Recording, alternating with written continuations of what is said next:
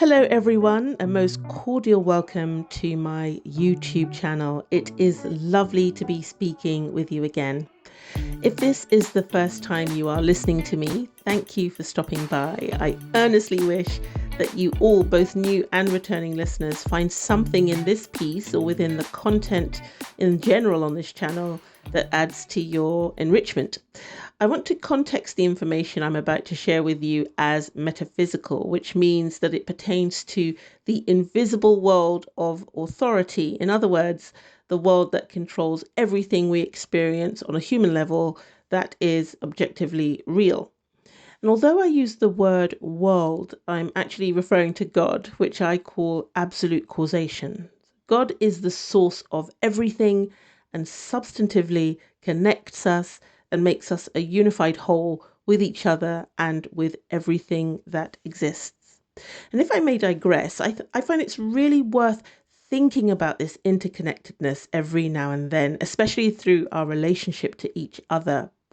If we can recognize a stranger as an equal member of our dimensionally greater family, it completely changes the way we perceive that stranger.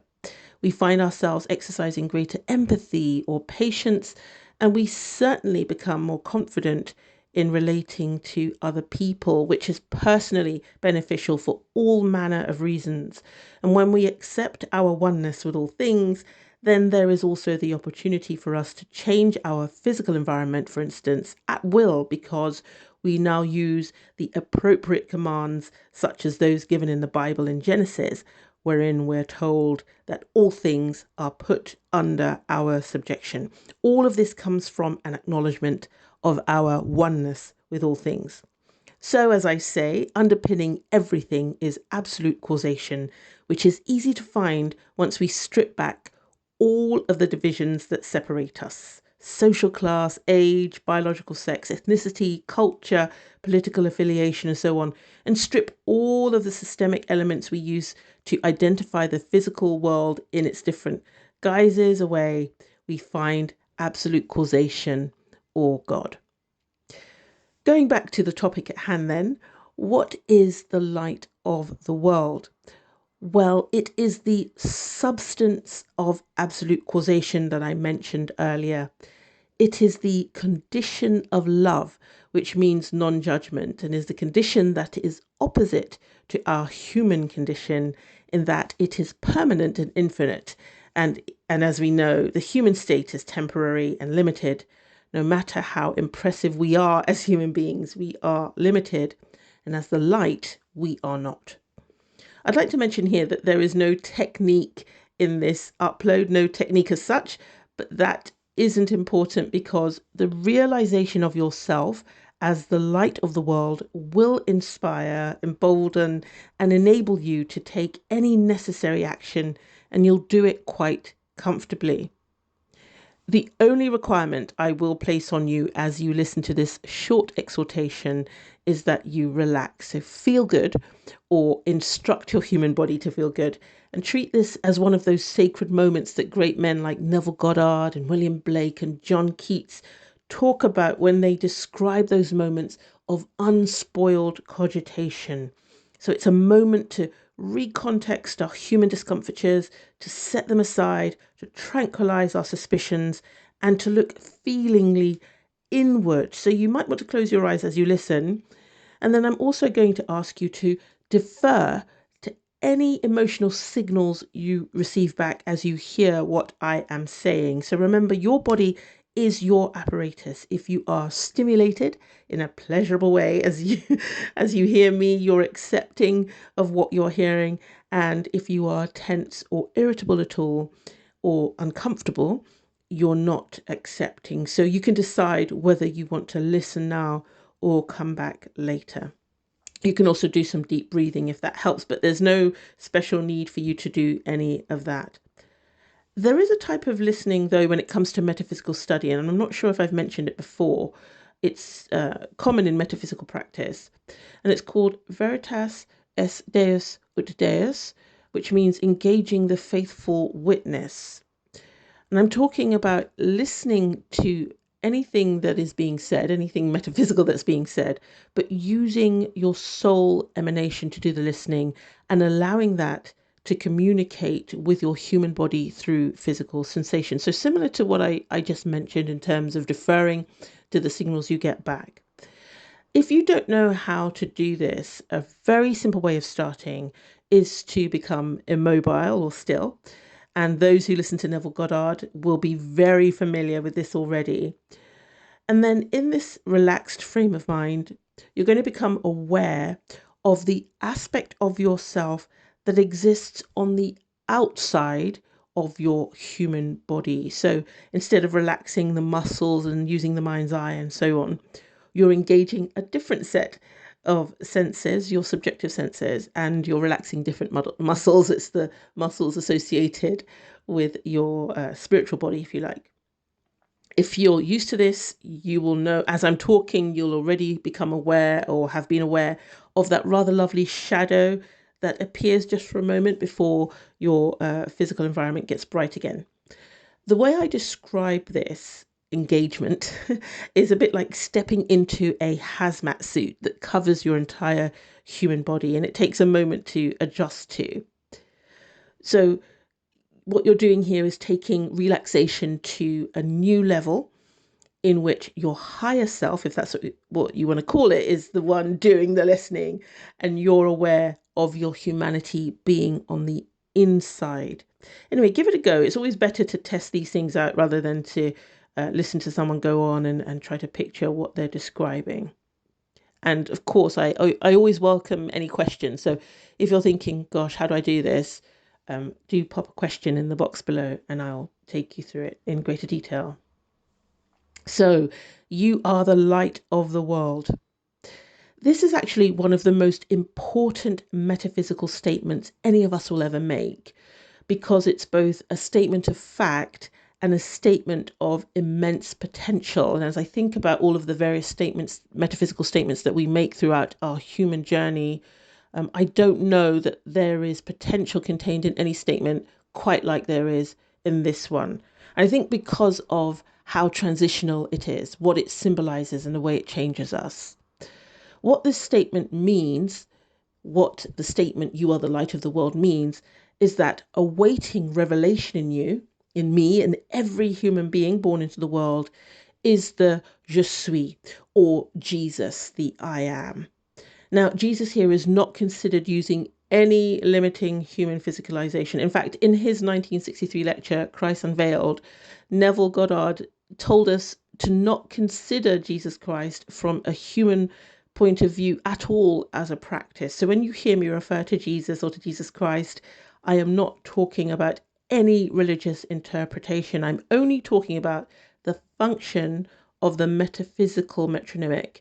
In other words, the what of Jesus, rather than any idea any of us might hold about the who of Jesus, the baby in the manger and the dying on the cross and so on.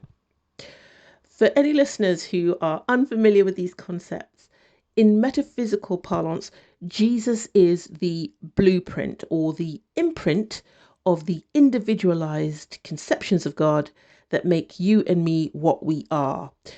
It is what makes it possible for God, that is formless and infinite, to have all of the experiences of himself that he chooses to have, and why none of us have the same experience. And that's because these conceptualizations that we are totally unique. We're all separate, we're all different, although we're made of the same substance.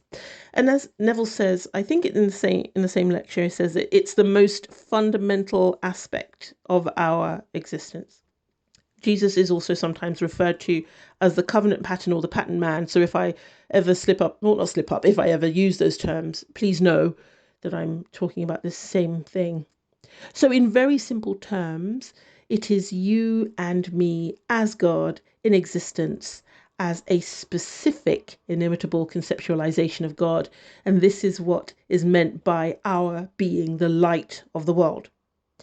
So to be the light of the world is to be pure, unadulterated potential. Now, as with all metaphysical declarations, the words themselves signal specific events. Now, Neville Goddard, again, I refer to him all the time, talks about this particular statement, I am the light of the world, as the boldest statement any human being will ever make, because it is made at the time of an event that will inevitably and permanently alter our relationship to everything we have ever considered important in life. We instantly understand things for what they are, and we instantly begin to function differently. Now, that's not to say that while we are alive, we won't continue to have a normal human existence, pay our taxes and go on holiday and go to the theatre and go to the doctor and watch TV and play sports and go out for dinner and all that. But what is important to us will change. In metaphysics, it's described as a process of going from darkness to light, or death to life, or bondage to freedom, which means, I'm just referring to my notes here, which means that we shift out of human mode into, let's call it spiritual mode. You'll view life through immortal eyes.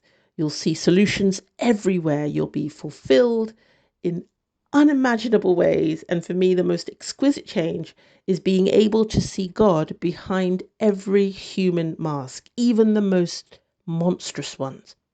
And of course, so much more happens. There are many, many other events that will unfold along the way before we reach the culmination of what the statement actually means.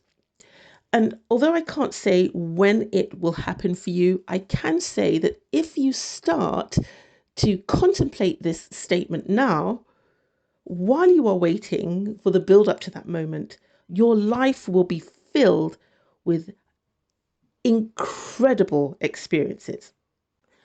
Now, I know a lot is made of manifesting our desires and so on, especially when we first come to this work. And it's so easy to think that that's what metaphysics is all about. But I've been speaking for some time now about how unnecessary it is to think in those terms.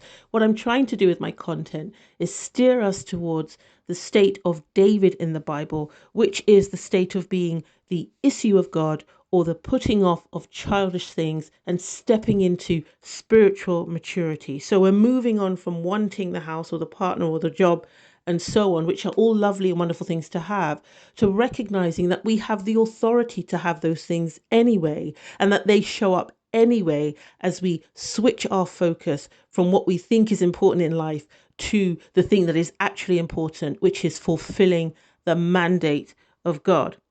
And when you start to do that, when you start to explore the deeper mysteries of God, when you start to exercise the real power and the real purpose of having that power, you develop the heart of a lion.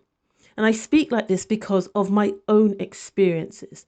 I promise you that you will lose all appetite to fixate on bringing any one thing into your life. And you'll certainly won't need the help of anybody to help you express the most wonderful things you could ever imagine, because of the light that you are.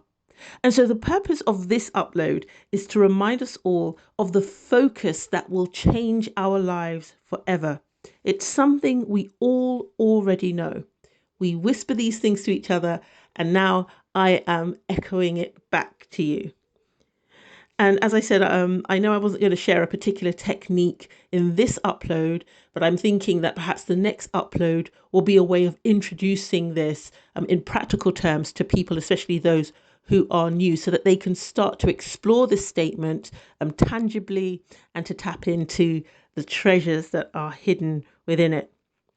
And so that's all for now. The light of the world, as I say, is God as you, individualized, awaiting revelation for divine purposes that appear as you accept the inevitability of this state.